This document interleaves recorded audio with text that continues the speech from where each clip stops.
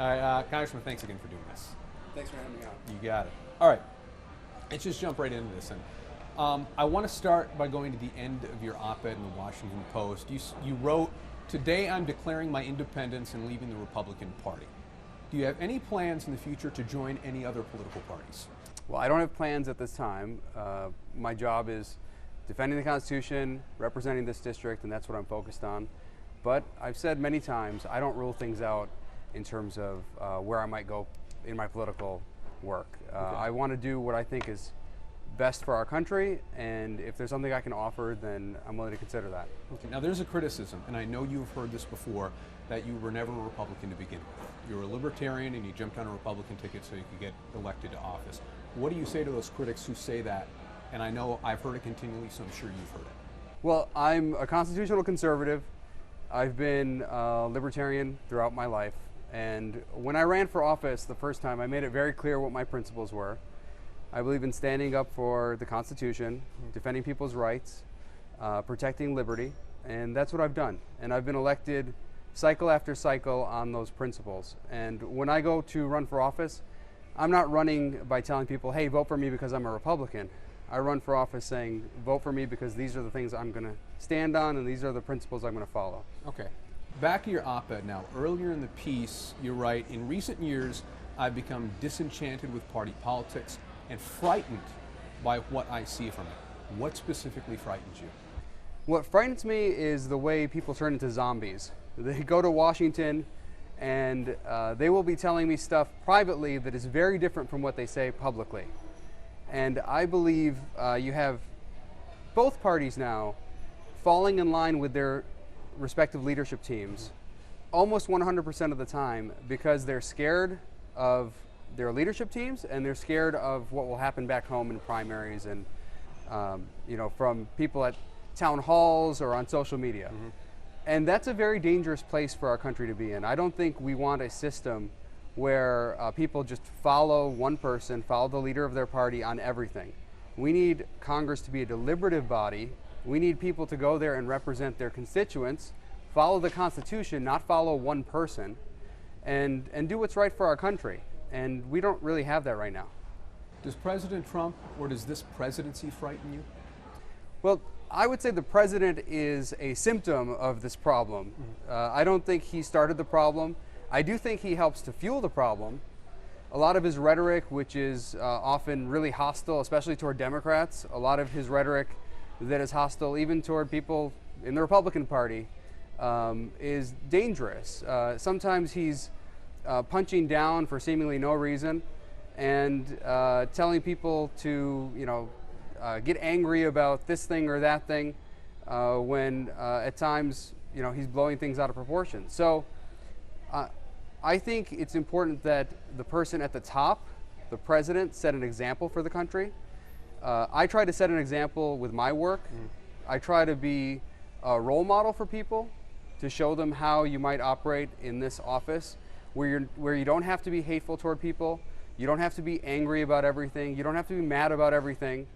There are certainly reasons to be upset at times with what's going on, but we have to be constructive in the way we talk to each other. And right now, I think there's a lot of dehumanizing going on, where people treat anyone who doesn't disagree with them as subhuman. I want to get back to some of what you're touching on in a second, but in another section of that op-ed you write, "Instead of acting as an independent branch of government and serving as a check on the executive branch, congressional leaders of both parties, as you've been saying, expect the House and Senate to act in obedience or opposition to the president and their colleagues on a partisan basis." My question is, when hasn't that been the case? You're a student of political history. You quoted George Washington in your piece, how he warned against partisan politics, but talk to Michael Beschloss or John Meacham. They'll give you example after example in the 1800s, the early days of the country when partisan politics was awful. Yeah, and when you look back, you'll find lots of places in history where you've had very bad partisan politics. The early points of the country where you had the Federalists and the Democratic Republicans fighting against each other. You had the period before the Civil War. So you had lots of times when there were tremendous amounts of partisanship dominating the landscape. But what you have today is, I think, unique, at least in modern times. You have the parties virtually 100% locked up behind particular leaders. So the Democrats stand behind Nancy Pelosi almost 100%. I'm talking about in D.C. Mm-hmm. You have Republicans standing behind the president just about 100%. And there's very little room for any sort of dissent.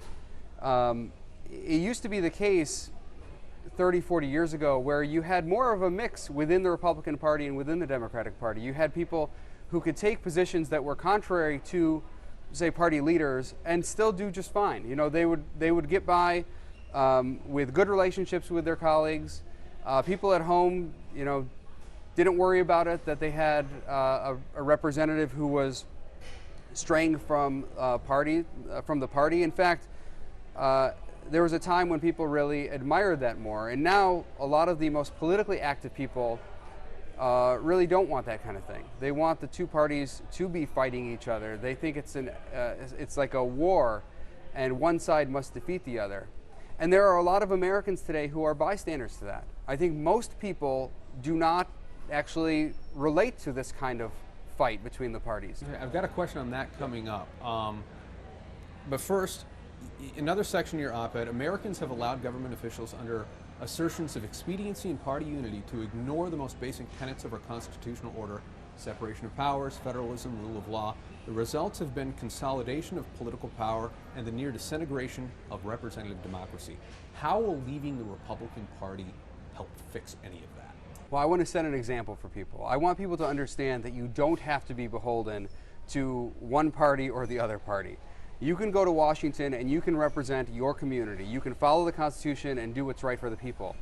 And what I see from so many of my colleagues is, in private, they will say they disagree with this thing, they disagree with that thing. They'll have very serious criticisms of the president, and then they'll go on TV and say exactly the opposite. And that's really dangerous. I think people should go there and say what they believe and fight on the basis of their principles, on the basis of ideology. In fact, in some sense, we have too little ideology going on in Washington. There's too much partisanship, too little ideology. I want people who are very progressive to come there and fight for their principles. I want people who are very conservative to come and fight for their principles. I want others to fight for their principles. And let's have it be a deliberative process and see how it shakes out. And then we will better reflect the will of the people through the process. Do you think you're being punished, or you have been punished by the Republican Party and Republican leadership for standing up for your principles? Well, I don't like to think of it in terms of punishment. I mean, I knew what I was getting into. Like, I've been an independent member of Congress for many years, serving within the Republican Party. I thought that maybe I could work to change the Republican Party from within. What I found is that it's too rigid. The system is too locked in from the inside, and the only way to change it is from the outside. So I need people at home to start paying attention to what's going on in Washington. I need to educate people at home about what's going on. You may have just answered my next question, but I'm going to ask anyway. In what I think is the best summation of your op-ed, you wrote, "Modern politics is trapped in a partisan death spiral, but there is an escape." What is the escape? The escape is for people at home to get educated, for people at home who are not really aware of what's going on in Washington, to pay attention to it. There are lots of people at home who have decided that they don't want to be a part of these politics. So they've just they said, look, I'm going to let the Republicans and Democrats fight it out, and I'm not going to worry about it. But I think they do need to be worried because it affects their lives.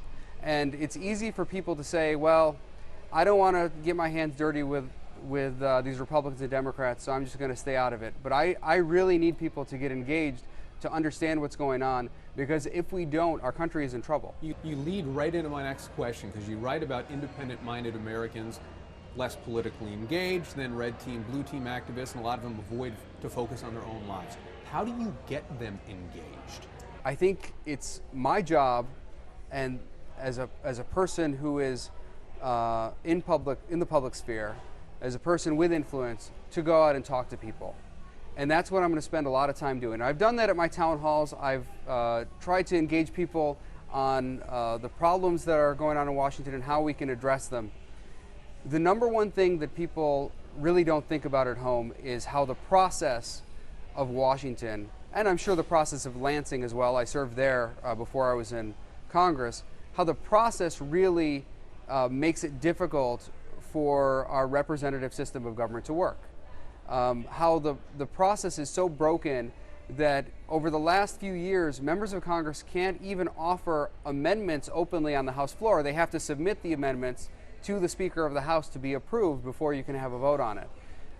That's not the way it's supposed to work. It's supposed to be a very open, deliberative body where people can offer their ideas and we can all debate the ideas, and from there, whatever happens, happens, and it reflects the will of the people, and every 2 years you can elect new people if you don't like the outcome.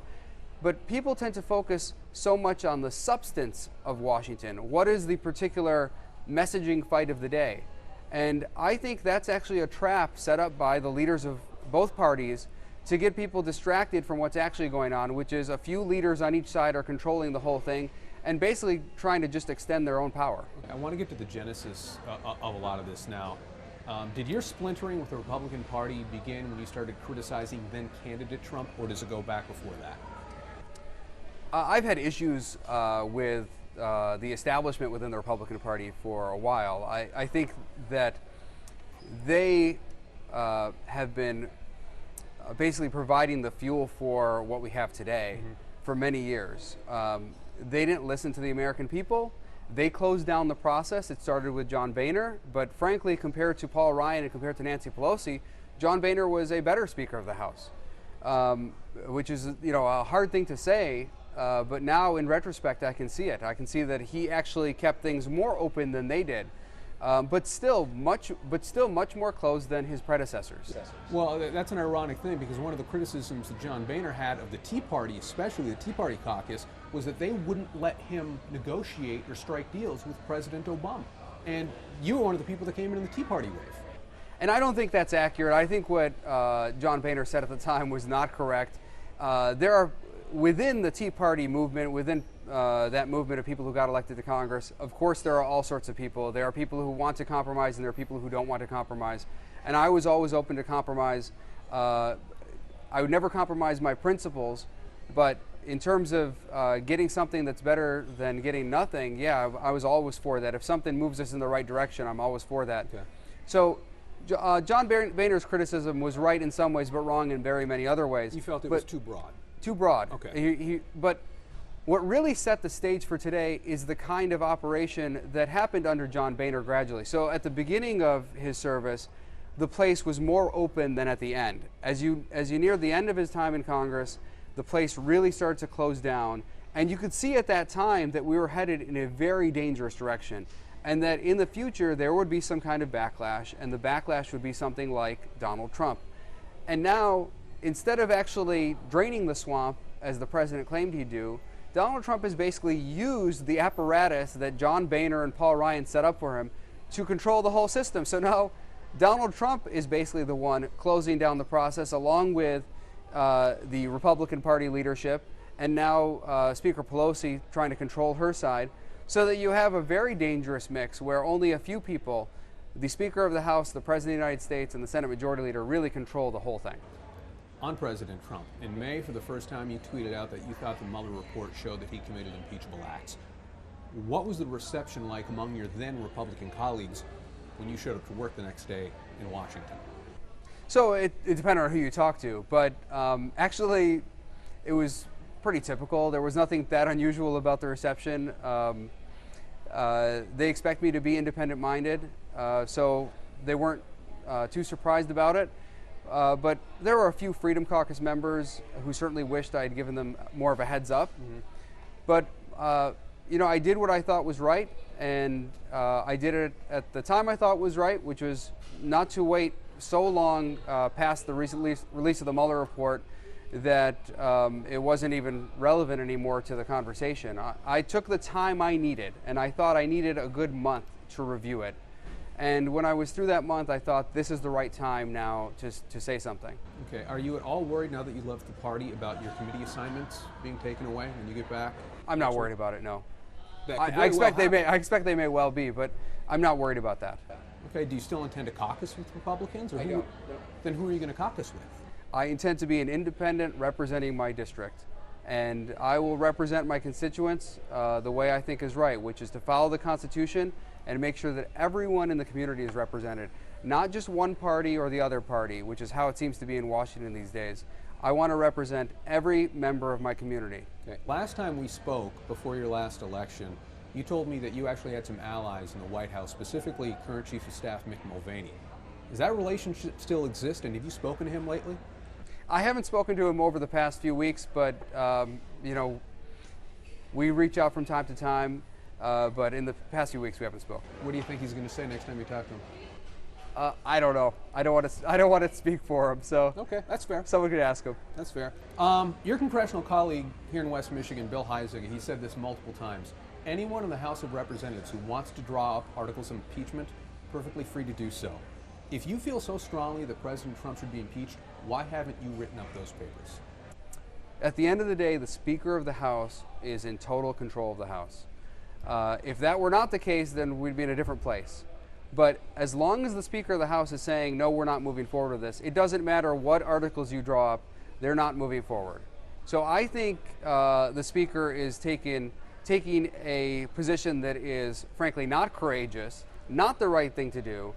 If she believes that President Trump has committed impeachable offenses, and if she believes, as she said, that he should be in prison, she said that, then it's insane not to move forward with impeachment. So it's absolutely insane. And I believe she's doing it to maintain power within the House of Representatives because she views it as something that is maybe a threat to her own power within the House. Maybe she views it as something that will benefit President Trump.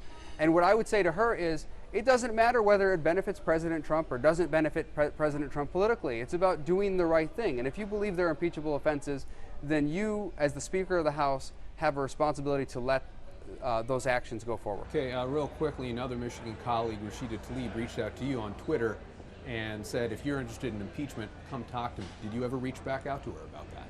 I haven't talked to her about that specific tweet.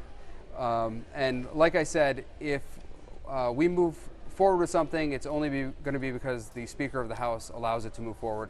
And when the Speaker has decided that she wants to be responsible and do what she claims she believes, which is, you know, to hold the president accountable, then we can talk about articles of impeachment.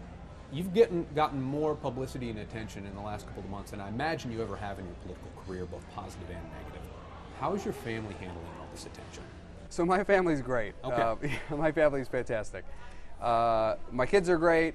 They find some of what the president says funny, including his insults.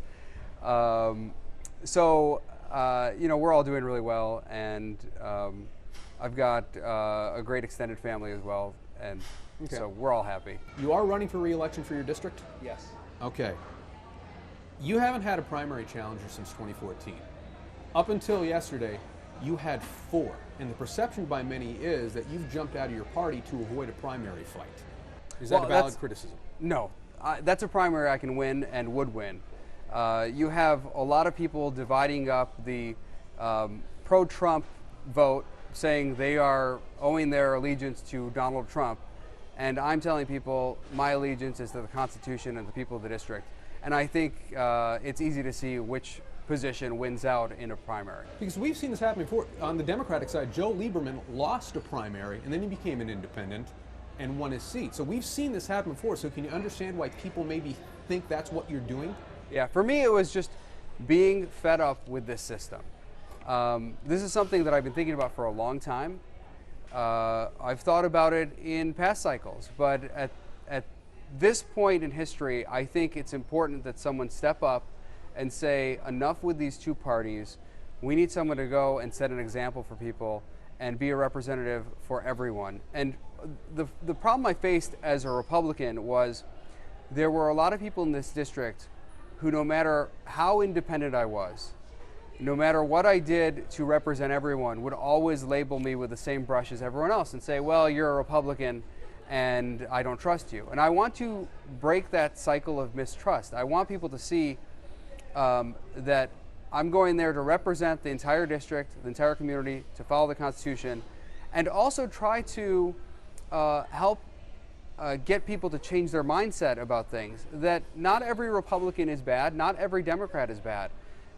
there are good and bad things that each side do, and we have to accept people on the whole and try to work with others, not always hate on others because they're different. A moment ago, you said you've been thinking about leaving the party in past cycles, so you've been mulling leaving the Republican Party for years. Is that accurate? I've been thinking about it for a while, yeah. When did That's you right. finally make the decision, I'm leaving? In recent weeks and months, I'd say it's become more clear to me that we need a new direction. So certainly in the most recent Congress, in this current Congress, is where I got to the point where I said, you know, I don't think I can keep doing it the way I've been doing it. I think I have to try something else to try to make a difference in a different way. Was it before or after the release of the Mueller report? It was before the Mueller report. In fact, you know, I was really hoping not to find anything in the Mueller report, personally, because I didn't want to get bogged down in all this stuff about whether it's about the Mueller report or not about the Mueller report. So when I read the Mueller report, my hope was everything would come out clean. And actually, as I started to read through it, we got through volume 1.